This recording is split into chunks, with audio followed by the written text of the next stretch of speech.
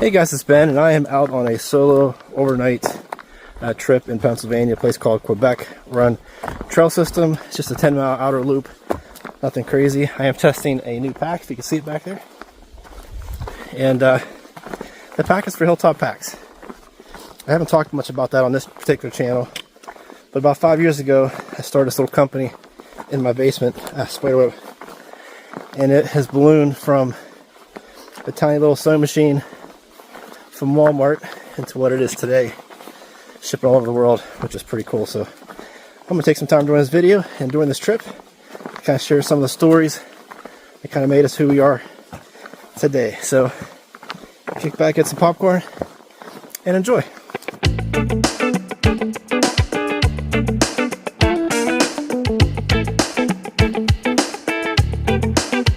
So I'll start things off by talking about the question that I get asked quite often is, how did I get into sewing? Did I know how to sew before I started Hilltop Packs? And the answer is yes. So I'm 51 years old now. I've been sewing since high school. I did take a sewing class, and the story there is we had a cute sewing teacher, and all the boys wanted to take sewing class, and I did the same thing. Turns out I like to sew. Found out that while the guys were flirting with the teacher, I started making stuff. And I just kind of fell in love with the idea of creating something with a piece of fabric that didn't exist 5 minutes ago. So that's how I learned how to sew. And I just did it ever since and never really stopped. Always had a sewing machine in the house. So that's it.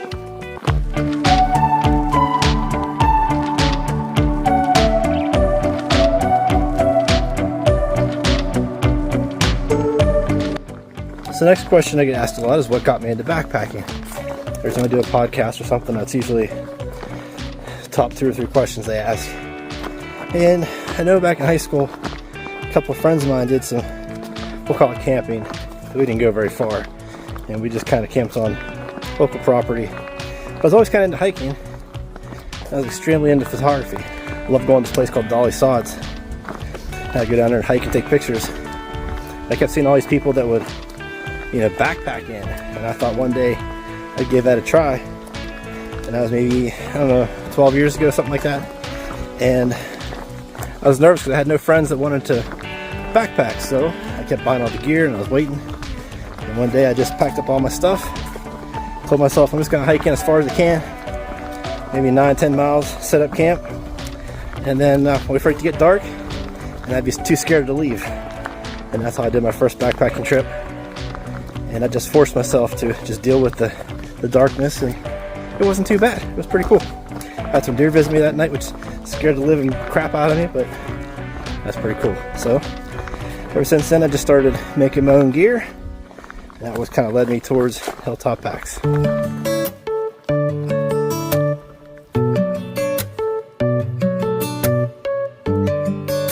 so the next question is, I don't really ask it this way, but it's kind of what they mean. Like, what made you think you could actually start a company?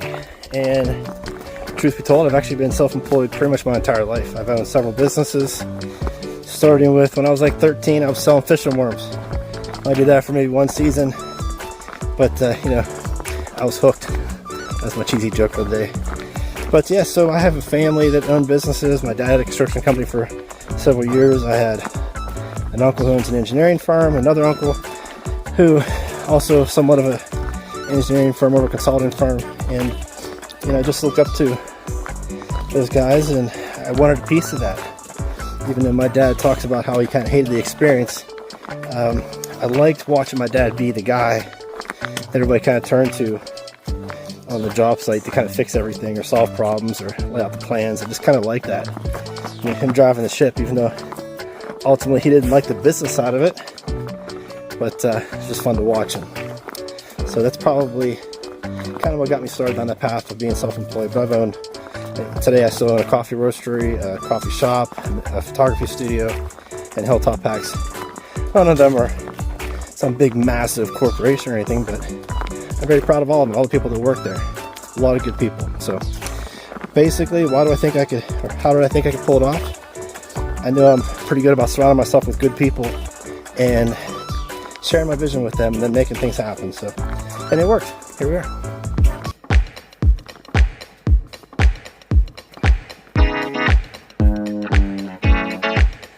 Okay, so another common question is, what was the spark that started Hilltop Packs? So for years, I've been making my own gear, small stuff, camera bags, drive bags, stuff sacks, that kind of stuff. And then, I used to own a print company, and at the time I did own a print company. And I thought, what if I could print on some of these fabrics and do something kind of cool, just for myself, just to be different. No intention of selling anything. And so between a few of the custom print designs and some of the other items I had made, I put some pictures on Instagram and Reddit, and people started messaging me to make stuff. And I already had a pretty successful photography studio. We had like 15 employees, and we still do. But I was looking for a job. So I thought maybe I could have my daughters start a business and kind of teach them how to run a business, or at least watch a business grow from nothing. And we did. I started in the basement, built a little website, and that was 2019. And for about 6, 7, 8 months, grew pretty steady, nothing crazy. And then the pandemic hit. And that's when people started getting outside more, looking for things to do. And we just happened to have a company in that space. And really, we were only in the basement for 9 months. We moved out of there into our first actual building, hired a few employees. We're only there for 9 months, and we moved into the building we're in now. So a lot happened really quickly, just a couple of years. But that was the spark. Just a few ideas online, some small interest, and my daughters wanting to kind of do something in the basement, make some extra money in their spare time. And that was the spark that started Hilltop Packs 5 years ago.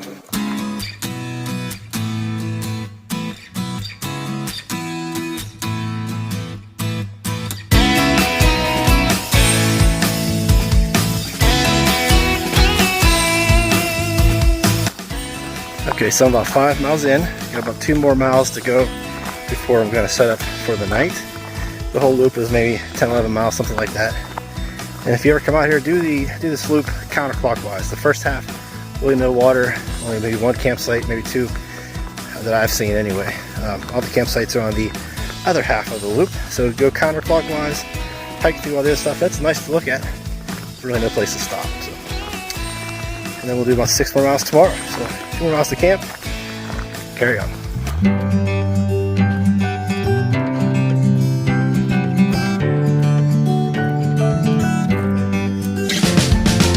Okay, another question I usually get is, where do you find your employees? Like, I've been pretty fortunate. Then again, I've been self-employed for over 30 years, and I've always found good employees. And my goal is always to try to treat people good, treat them well, make them happy, and I really want to find employees that kind of fit that idea, that they also want to care about their coworkers, whether it's you're the boss or you're the low man, maybe the newest hire, but I want everyone on the team to take care about each other, not just inside work, but outside of work. And I'm pretty sure I have that.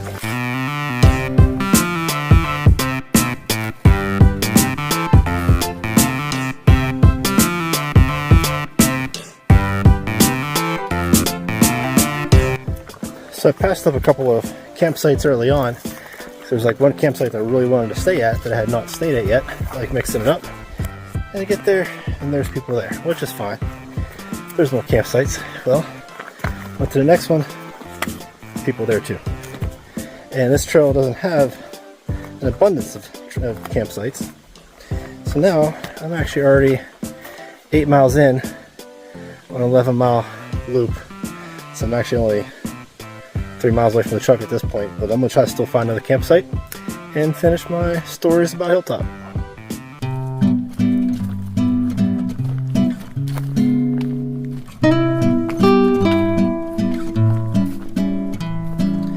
So another common question about Hilltop is, where all do we sell our gear at? Obviously we sell at hilltoppacks.com. We also have our sister brand, which is Apex Giant, which is sold at apexgiant.com. But we do sell in some other stores, some other online retailers, and a few stores like in backpacking trail towns. So we try to focus mainly on stores in other countries, so it just makes shipping a little bit easier for our customers. But we do sell in some smaller stores in the US as well. So places like Garage Grown Gear are pretty popular amongst hikers. We sell a ton of stuff through them. So if you want to go through a larger company, or maybe you want to buy a variety of gear that we don't sell, Garage Grown Gear would be a good option for you. We do sell, I think, over 100 products on our own website, so definitely check us out.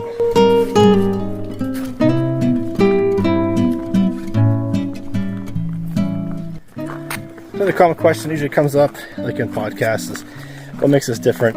What makes us unique in the backpacking industry? And I'm not gonna lie, a lot of companies make backpacks and dry bags and stuff sacks and food bags and all that good stuff.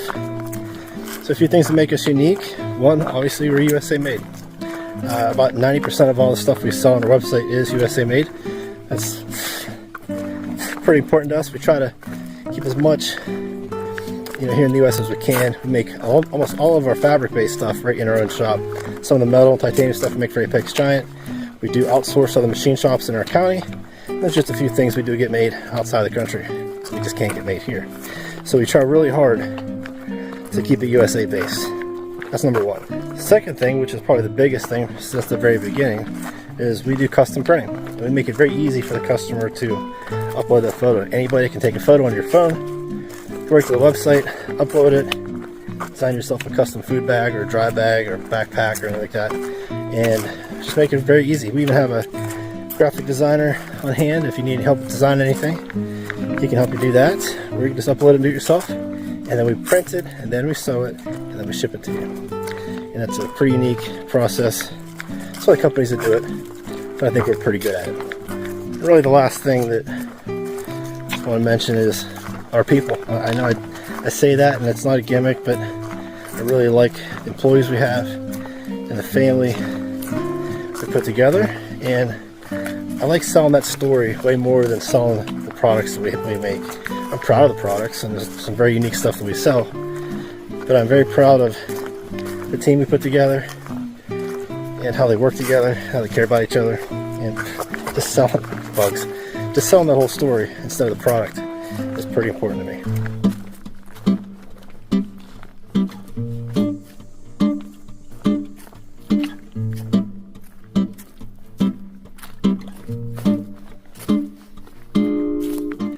Another question I get usually before the interview is over, I'm doing like a podcast or just talking to somebody, always like want to know what's next for Hilltop. Well, we're always creating new products, testing new things. Sometimes they work, sometimes they don't. We have plenty of products we've designed that didn't quite meet our standards, and didn't quite solve a problem that I was really trying to solve, and maybe we just kind of put on the back burner. Backpacks, we're constantly trying to tweak different backpacks. We're trying to expand our backpack line. That's been somewhat of a struggle, because of manpower. We're trying to grow our staff, and backpacks are tough. It's a big project. We sell backpacks. We're obviously not one of the biggest backpack manufacturers out there, but we're trying to slowly change that. So the next few months, you're going to see probably more production, and we add more machines, add a few more employees to that part of the business, and maybe expand the backpack. So that's probably what's on the horizon, and we're trying to test new fabrics, trying to be lighter, stronger, and more affordable, because prices on some of these ultralight fabrics is just going through the roof. Dyneema, Ultra, great stuff, extremely expensive. So we're trying to find some alternatives, which is the pack I'm wearing right now. It's got some pretty cool fabric we're using. Don't know if it's going to work out, but so far so good.